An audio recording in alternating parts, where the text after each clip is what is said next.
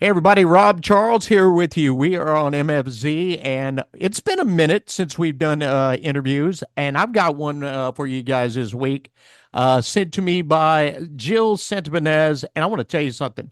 This guy's got some great music. I ended the show with him last week, and a great song, Mr. Rick Revel. What's up, Rick? Hey, brother, how are you? How's things in Arkansas? Things are going pretty good. We are waiting for some rain, man. It hasn't rained in like a long time. We're waiting for some storms to come through here in the next couple days or so. Well, I understand that we went through a long dry period here in Tennessee, and then we had the hurricanes pass through, and they're flooding waters. But we're doing good here, and man, I tell you what, you're tearing it up over there. I hear you're on a bunch of radio stations and playing some great music, and so I'm excited to be with you today, brother. Well, I'm excited to have you. And yeah, we're getting out over 60 something radio stations a week. We're in Man, that's good, sir. we're in Thailand, we're in Australia, we're in New Zealand, Ireland, we're all over the place. You're not here to talk about that. We're here to talk about you. Who are you and where are you from? Tell us a little bit about that. Well, born and raised on a farm in West Tennessee, and I actually live on the farm where I was born. This was a place Mom and Dad started many moons ago, and their request was in their elder years was to take care of them.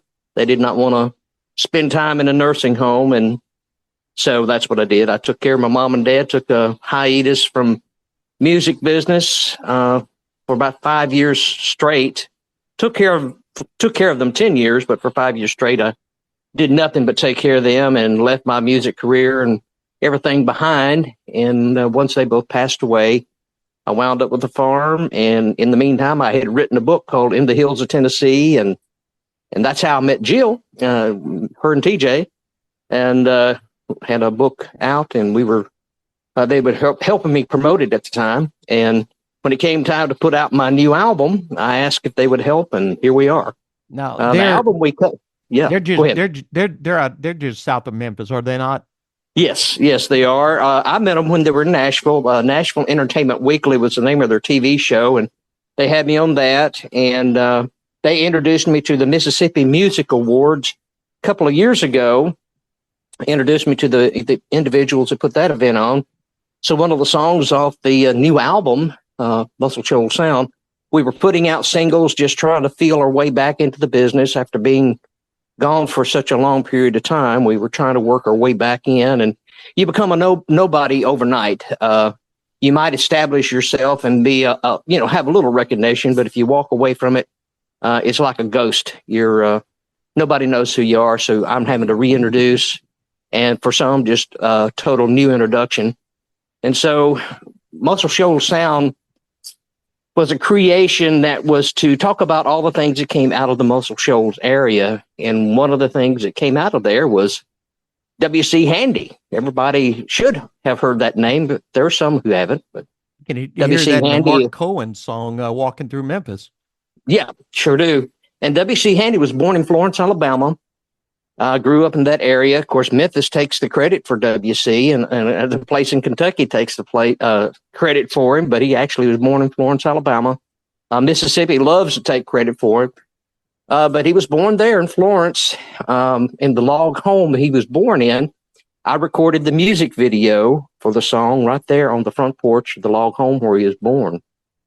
And So you're fixing to give me a lesson. You're fixing to give me a lesson right now because who is W.C. Handy? W.C. Handy is considered the father of the blues, which is the title of the song that I put out. There was people that started blues music. It can be argued, well, somebody else came before him and started it, but W.C. Handy is the man who had the first song called Memphis Blues, the Memphis Blues, and then he had the St. Louis Blues that followed up with that, and they went into print. Back in the 1800s, early 1900s, when phonographs didn't exist, you bought sheet music, and he made blues popular. And so he's even before Robert Johnson. Yes, before there was recorded music, there was W.C. Handy putting out the sheet music, and you can still find old copies of the Memphis Blues and the St. Louis Blues, which today sounds more like Louis Armstrong and the jazz feel that you have. And Louis Armstrong actually portrayed W.C. Handy in a movie once. But long story short, he was a hero of mine. When I was in band class in school, his name would come up. A lot of band songs were formulated from W.C. Handy's playbook. And so I knew who he was, but when I got the real story, history lesson behind him, and that's my one of my nicknames, or however you want to call it, is Rick Revel, Mr. History. And we can explain more of that coming up shortly. But I just loved the history behind it. And we were doing one of my TV shows on History Highway when I wanted to be there at his home. And so we did. We videoed a music video right on the front porch. In the same TV show, we went over to Muscle Shoals Sound Recording Studio, where Jimmy Johnson had recorded Sweet Home Alabama for Leonard Skinner. He recorded Rolling Stones. He recorded that good old time rock and roll in this studio, and had a chance to see where history was made in the music industry. And the inspiration struck, and I wanted to be able to tell the rest of the world that Muscle Shoals, Alabama is one of the places where probably more hits were cut than in Nashville and Memphis put together, and you don't even realize it. During their heyday, they did. What makes, because everybody hears the Muscle Shoals sound. I've had artists on my show that they were excited they were going to go down to Muscle Shoals and record. What is the significance? What makes it so special? I think it always has to be the individuals, but they chose to take a little different route in their sound. When Aretha Franklin wanted to go to Memphis, she kept saying, well, I want to go down there and record. And of course, she was recording Motown Detroit, and she wanted to capture that sound. She kept hearing Wilson Pickett. She kept hearing all these cool cats coming out of there with great music, Mustang Sally, and all these cool hits. And it's like, I want that sound. And she just knew for sure she was going to hook up with the other brothers down there. And she gets down, there's a bunch of white guys. And she couldn't believe it that the Swampers, which that's what they went by later, they were a bunch of white guys. But boy, did they play the fire out of the music. They were all born in the Muscle Shoals area, and they were born around the swamp, around the Tennessee River. Rick Hall, which got everybody together originally, he just had that gift. He could hear things differently. He was a country boy, but he could hear that R&B. He was raised up around bluegrass and country and the old blues, and he wanted to combine those sounds together. And that's where the Muscle Shoals sound came from. And then you have, the people over there in England, the Rolling Stones, saying, man, I want that sound too. And so they come all the way over to Muscle Shoals, Alabama to capture that sound. Cher came there. She cut there at the Muscle Shoals recording studio. So a lot of people pass through the Fame recording studio, the Muscle Shoals sound studio. And then there's another studio called the Wishbone, and that's where I do all my recording with Billy Lawson. And Billy actually he just got a #1 record off of T. Graham Brown. He produces T. Graham.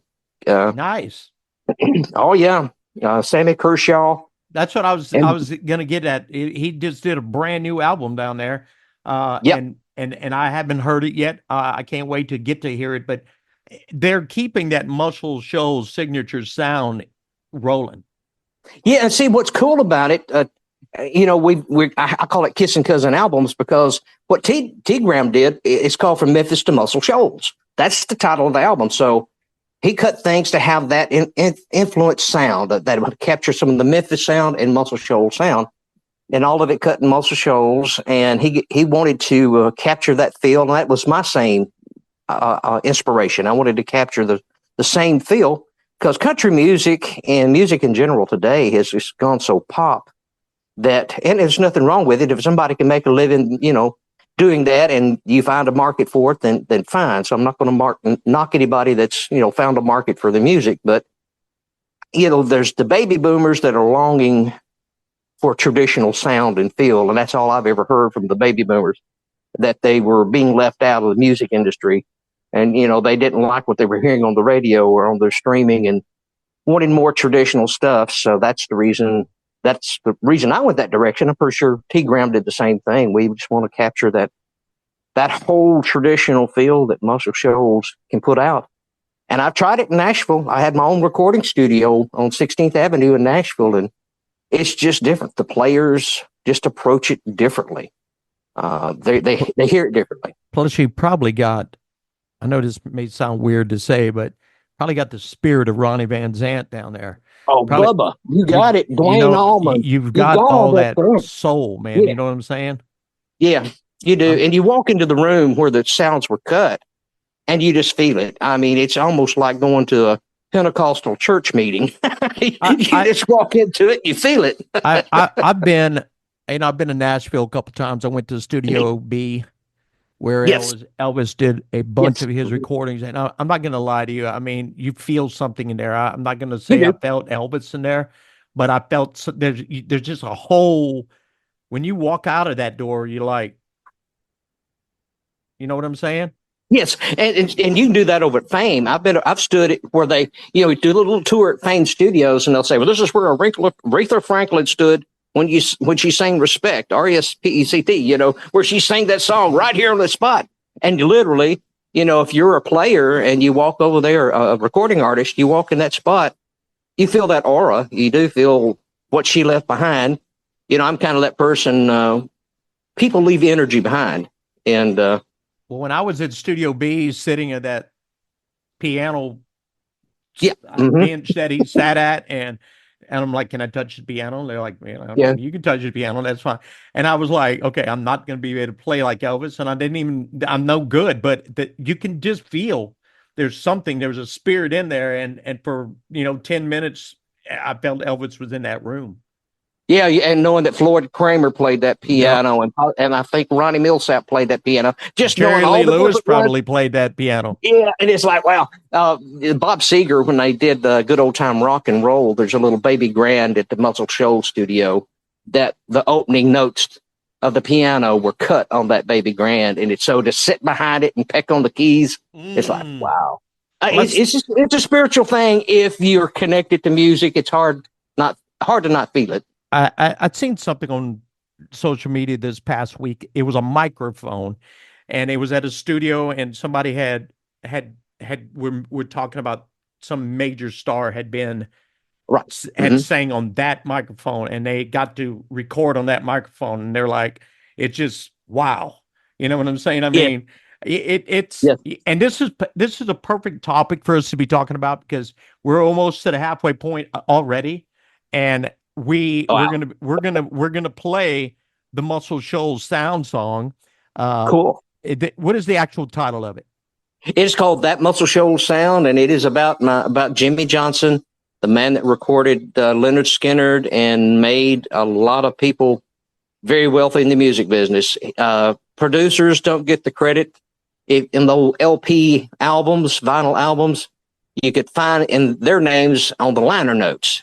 But when CDs came out, a lot of that information fell to the wayside. And now in the streaming world, you don't even know who produces the records. And that's a bad thing. I mean, I remember getting the 33 albums, and everybody's credited. Yeah, and that's what I loved about the 33 and thirds, buddy, is you got a chance to see who made this thing happen. What studio, what players, what musician, who was the bass player? I mean, you'll have an asterisk and two asterisks, because this song was done by two different people, and I remember all that. Why don't we do that right now? I want to listen to this Muscle Shoals, that Muscle Shoals sound.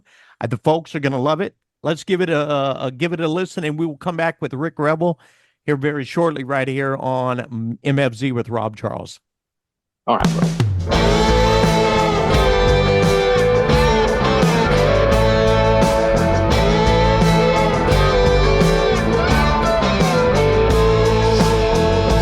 Shoals is calling me, I cannot stay away. Gotta hear that river sing and listen to the swampers play. With the guitar on my back, a suitcase in my hand, Muscle Shoals is calling me, 'cause I'm a music man. Jimmy Johnson called me, said you've got the gig, and if you play your licks just right, boy, you're gonna make it big.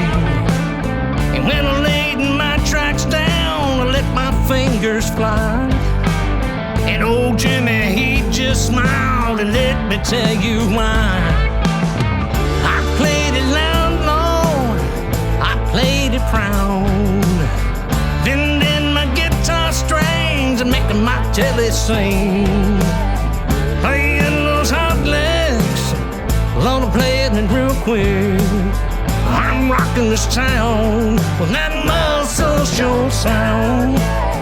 I'm rocking this town with that Muscle Shoals sound. Play it, son.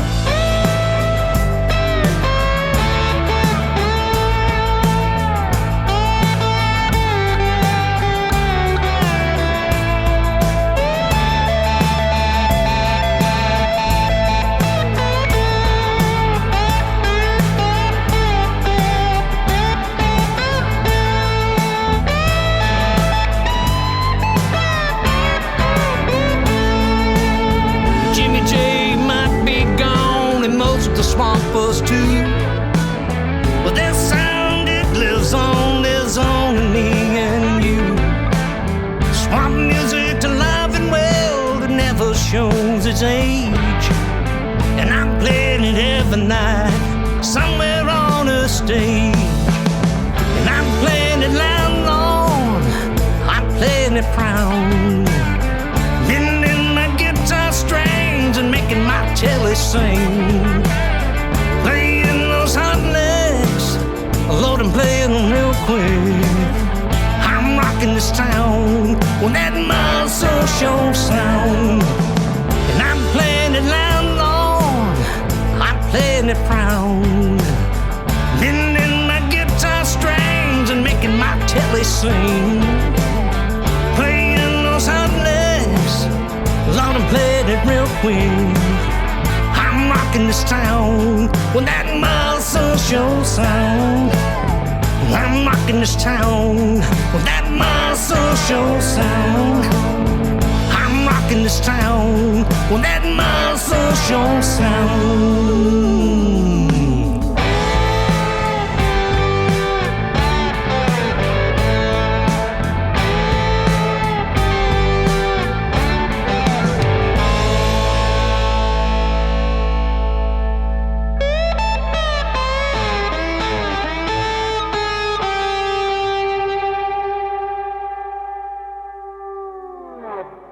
And we are back with Rick Revel right here on MFZ with Rob Charles. That was that Muscle Shoals sound, and it does have that produced that Muscle Shoals original sound, man. It's true. There's a sound unlike any other. Well, it's got that southern rock feel, and part of that song, little line in there during the chorus, it says, "Play it loud, play it proud." You know, that's the kind of music I want to create. It's music that everybody wants to crank it up. I remember my '58 Chevy driving down the road. That's what I did when I listened to my southern rock. I'd crank it up, boy. That's what I was going to say. That kind of music makes me want to, get in my vehicle, roll the windows down, find a road where I can go 80 miles an hour, and get a just crank it up. But watch those troopers. You get a speeding ticket, and that song will do it. I've got 3 or 4 songs on there. Hard Times in the Deep South follows that Muscle Shoals sound song up on the album, and it'll do it to you. It's a driving song, and it'll get you where you all of a sudden you're doing 70 miles an hour, and it's like, oop, I better slow down. So what I'm gonna need you to do is send me that album. We'll do it, brother. Email it to me, because I that sound, I love that sound. I want more of it. When I first heard the song that we're going to close off with, Southern Man, kind of got the vocals at the very beginning got like a Blake Shelton, is what I was hearing. Not the style, but the sound of what Blake Shelton is. We'll get into that a little bit. Let's talk about some accolades and awards that you have gotten. You've gotten several, have you not?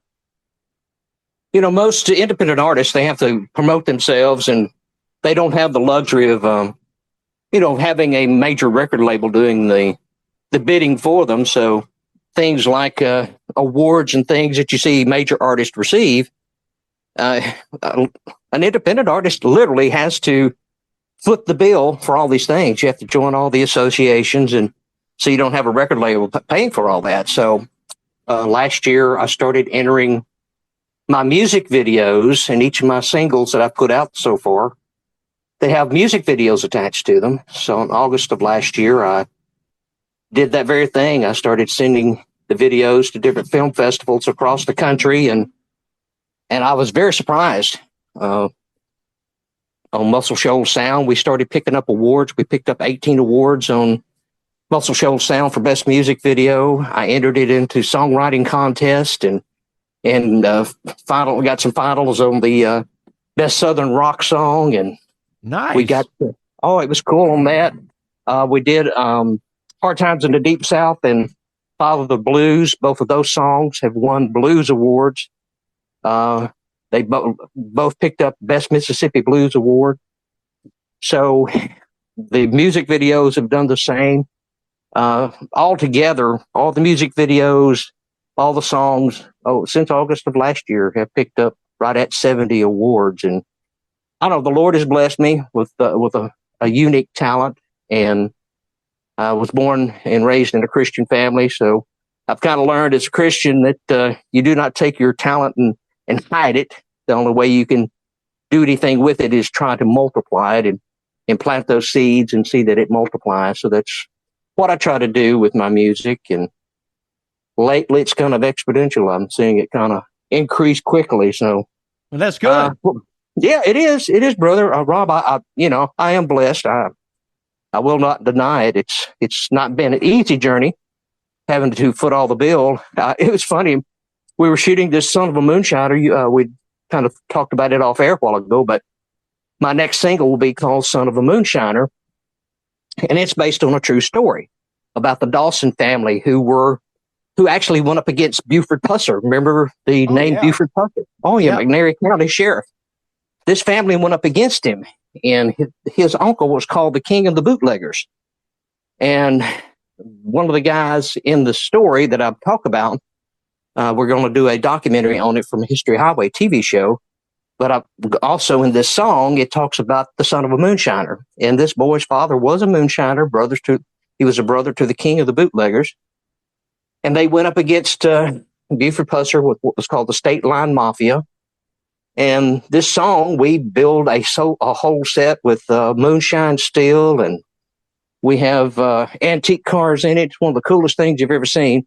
It's great. It's a great video. We've almost got it finished. And had one of the guys in there, and he said, "Man, you're winning all these awards. You got to be making a lot of money." And his name's Jerry. And I said, "Jerry," I said, you're a dragster. You run dragsters, right? And they do stock car stuff. And he says, "Yeah." I said, "How much do you have tied up in that stock car and those cars you're running down the track?" "Oh, thousands and thousands of dollars." I said, "That's right, Jerry." And I said, "And when you win, what do you get? You get a $20 trophy." You got more tied up than you're ever going to make. And I said, "That's what an independent artist is. I don't have major record label backing. I don't have that luxury money. I'm putting my money into this project. And so what I get, I hope I get something back out." So to win right at 70 awards in a year's time, Absolutely. Bubba, I feel blessed. I feel blessed. You'd mentioned that you're the TV show. Where can people watch your TV show? Go to Roku and Amazon Fire. Easy to find nowadays. Just most of your smart televisions have Roku and Amazon Fire. Just go there, and AME-TV. AME-TV is the name of my channel. And then there's a new channel that started last year called Canyon Star TV. Some of the people from RFD TV kind of branched off and started a new channel called Canyon Star TV. And this year they started airing History Highway, my TV show. So we're expanding, syndicating that. So I've got a fire stick, and I just happen to have the evening off when we get done with this. So probably be looking up some History Highway. Yes, please do, and you'll have fun with it. You'll learn anything from the guy that invented the first wireless phone, which was in 1890. Wow! Scratch your head on that one. Yeah. So it's kind of like Paul Harvey. I tell you the rest of the story about American history, the lesser known. I miss that guy. Yeah, one of my heroes, Paul Harvey, and my other was Rush Limbaugh. Missing both of them. Paul Harvey Paul, from Tulsa, Oklahoma. yeah, that man, Paul Harvey, could tell you a story. And I miss Red Skelton. Red Skelton was a comedian, but he was a great philosopher, and you didn't even know it. But he was a very bright individual. So we've lost a lot of great people in the last few years that made America great, and that's kind of what I try to do, Rob, is bring that nostalgia back, the things that's kind of missing in American fabric now. And that kind of leads us up to the next song, Southern Man. You know, for years, I did an interview with a guy from England. I said, you know, what's interesting, if I came to England and I told you I wanted to start tearing down all the statues of Winston Churchill, I said that would probably make you and a whole lot of other people mad. Because to some, and a lot of people, they see Winston Churchill as a hero. Now, there's people who don't think he was, but most people do. And here in America, I started seeing statues coming down. And back in the 1990s, I had a publication called Rick Revel's Wake Up Call to America.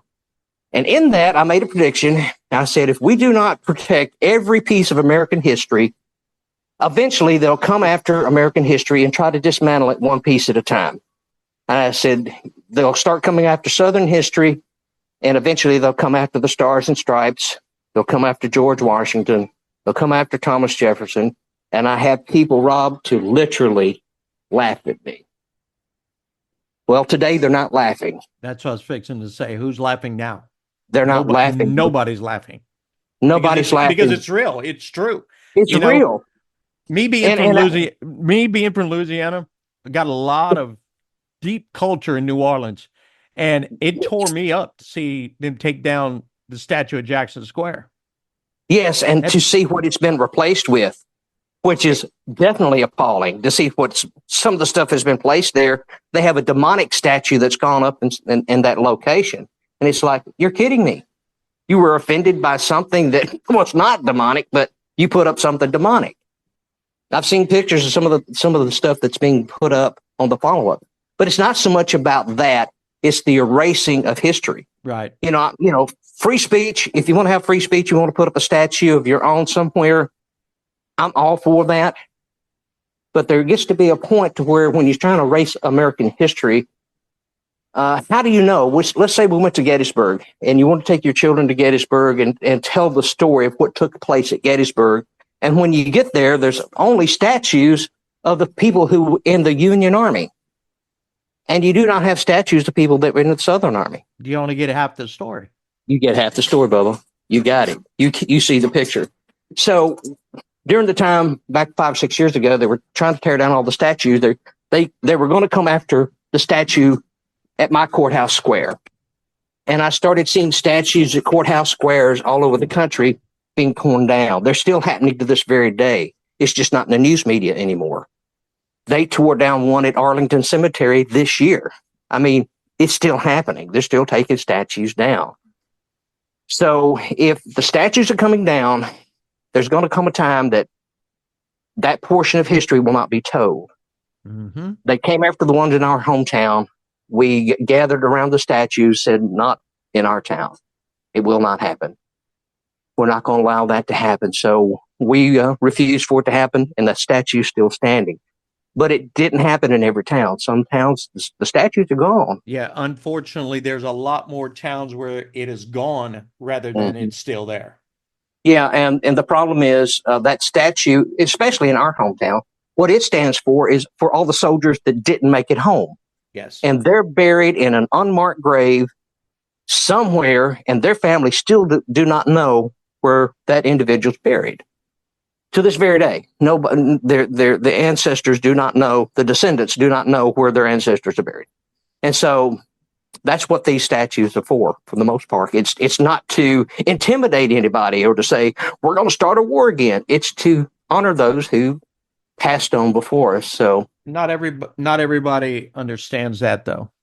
No, they don't. The way society has changed a lot of things. It's crazy. I'm not going to get into all that, No. I try to stay non-political on the show. Yeah, I But understand, and that I do does too. but that doesn't mean that I agree with everything going on. We got about 3 minutes. Yeah, So what we're gonna have to honestly find time to do this again and pick up because I be my just feel pleasure, we brother. have not talked about nearly what we probably could. Yes, Um, sir. so because we are running out of time, I want you to give me a backstory on Southern Man. Before that, what's your social medias? Where can people connect with you? Well, rickrevelmusic.com is where you can find all my music. And then there's just rickrevel.com. And both will lead back to one another eventually if you happen to click on it. But if you just go to Google search for Rick Revel, buddy, you're going to find me everywhere about our TV show and everything we're doing. We're on Facebook, we're on Instagram, we're on Twitter, and I go by Rick Revel on all those. So just you'll be able to track me down. Just type it in, you'll track me down.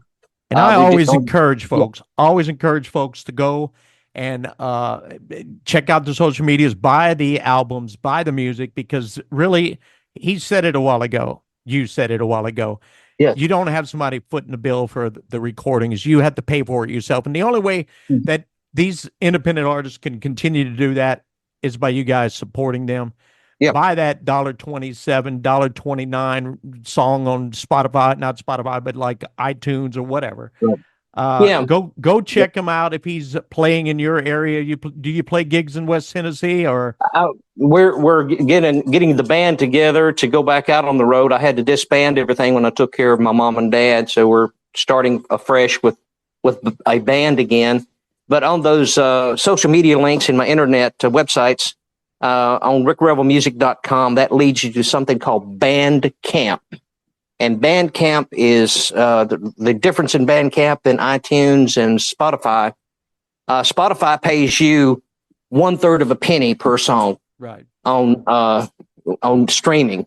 Where if you buy my song as a download on Bandcamp, they keep 10%. I get the rest, so it actually supports me well. See, I usually try to not have people go to either Spotify or Pandora because I would rather them go to iTunes or to go to Amazon, right, or like you said, Bandcamp, where you can get the majority of that money instead of the song having to play 3 times for you to make 1 penny. Yeah, and I appreciate you doing that, Rob, because you understand the heart of the independent artist. I'm not going to tell you I'm starving to death. We're doing okay. But the present economy has not helped us any, so we're hoping maybe somewhere down the road soon it'll get better. But this whole thing about streaming, we got less than 1 minute. I need a very quick Southern Man. Yeah, I'm afraid we're going to run out of time. If you're born in the South, Southern Man is your song. It can be your Southern anthem. Play it loud, play it proud. And don't be ashamed to be from the South. Rick, appreciate you, brother. Thank you for being here on MFZ with Rob Charles. We're going to have to get you back on here and do this again, man. Bless you, brother. Southern Man right here, Rick Revel on MFZ.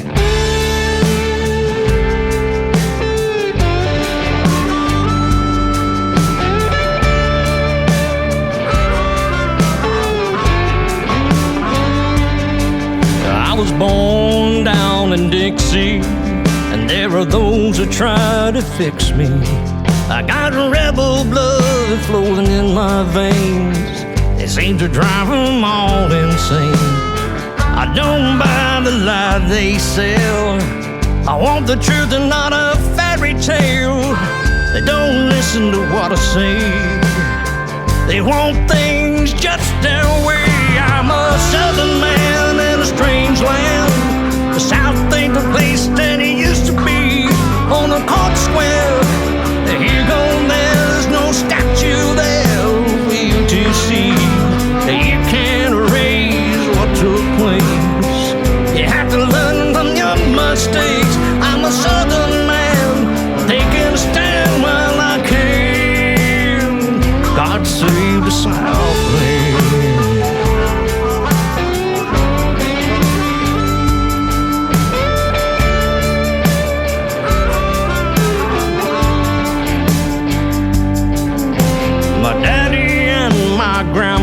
too. Serve that old red, white, and blue. I'm mighty proud of my bloodline, but some won't like what they're gonna find. A loyal son of the South, but I'm a patriot without a doubt. I hate seeing freedom fade away. America kneel and pray. I'm a Southern man in a strange land. America ain't what she used to be. On a court square, you gone there, there's no statue there for you to see. You can't erase what took place. You have to learn from your mistakes. I'm a Southern man, taking a stand when I can. God save the Southland.